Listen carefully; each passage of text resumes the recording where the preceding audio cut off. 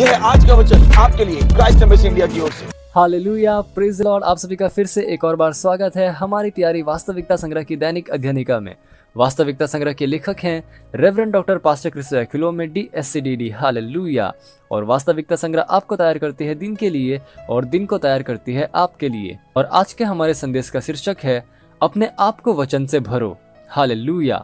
हमारा आरंभिक वचन लिया गया है नीति वचन अध्याय 22 वचन 15 से, जो कहता है, लड़के के मन में मूढ़ता की गांठ बंधी रहती है, परंतु अनुशासन की छड़ी के द्वारा वह खोलकर उससे दूर की जाती है। आप पढ़ सकते हैं नीति वचन अध्याय 22 वचन 15 में। ऐसे लोग हैं जो अक्सर बुद्धिमानी से बर्ताव नहीं करते, यद्यपि वे नए जन्मे हैं। इसका कारण अकल्पनीय नहीं है। बाइबल कहती है कि जो कोई एक बुद्धिमान और समझदार व्यक्ति के द्वारा अनुशासित नहीं किया जाता, वह बड़ा होकर मूर्ख बनेगा।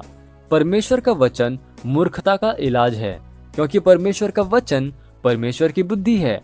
इसमें कोई आश्चर्य नहीं कि दूसरा तीमुथियुस अध्याय 3 वचन 15 में पौलुस ने तीमुथियुस को चेताया कि पवित्र शास्त्र परमेश्वर के वचन पर अबाधित ध्यान दें। वचन की सामर्थ्य और एक व्यक्ति को बुद्धिमान बनाने वाली इसकी क्षमता के कारण। हालेलुया। और बचपन से पवित्र शास्त्र तेरा जाना हुआ है, जो तुझे मसीह पर विश्वास करने से उद्धार प्राप्त करने के लिए बुद्धिमान बना सकता है। यही कारण है कि वचन का प्रचार किया जाना और इसे सिखाया जाना बहुत महत्वपूर्ण है। कभी भी वचन को आपके लिए बहुत असाधारण मत बनने दो। वचन के अपने अध्ययन समयों और परमेश्वर के वचन को कभी भी हल्के में मत लो। आपके व्यक्तित्व को ढालने, आपके चरित्र को बनाने, आपकी आदतों को निर्मित करने और जीवन में आपकी दिशा को निर्धारित करने के लिए परमेश्वर वचन का ही इस्तेमाल करता है, ताकि आप अपने दैवीय विधान में पहुंच जाएं। हालेलुया। परमेश्वर का वचन, इसे आत्मसात करना और इसे अपने अंदर लेना उस स्वास्थ्य से अधिक महत्वपूर्ण है जो कि आप लेते हैं। यदि आप वचन को अंदर लेना बंद कर देंगे तो आप अपने आप को परमेश्वर से विपरीत उद्देश्यों पर चलता हुआ पाएंगे। यदि आप चाहते हैं कि आपका जीवन संतुलित हो, उत्कृष्टता, अनुग्रह और महिमा से भरा हो, तो परमेश्वर का वचन चाबी है। अय्यूब ने कहा, मैंने तेरे वचन को मेरे आवश्यक भोजन से अधिक सम्मान दिया। अय्यूब अध्याय 23 वचन 12 में आप पढ़ सकते हैं। ठीक जैसे भौतिक भोजन आपके शरीर की भौतिक वृद्धि और विकास के लिए आवश्यक है, वैसे ही आपकी मानवीय आत्मा को वचन का भोजन अवश्य ही करना चाहिए।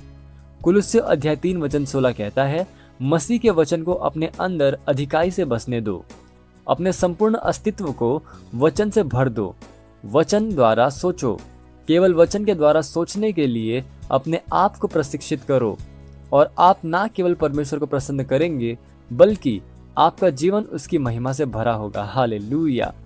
ये समय है घोषणा का। आप जहाँ कहीं पे भी हैं, अपने पवित्र हाथों को उठाकर अपनी आंखों को बंद करके मेरे पीछे ये घोषणा कर सकते हैं। बोलिए, मैं आत्मा के द्वारा चलाया जाता हूँ और वचन से नियंत्रित होता हूँ। जैसे ही मैं अपने आप को वचन के लिए देता हूँ, वैसे ही मैं वचन के द्वारा देखता हूँ, वचन के द्वारा समझता हूँ और वचन से अपने दिमाग को नया बनाता हूँ।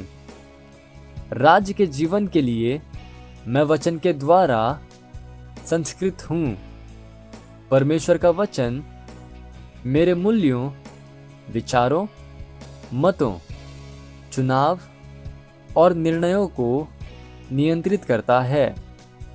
परमेश्वर की स्तुति हो। हालेलुया। Praise the Lord.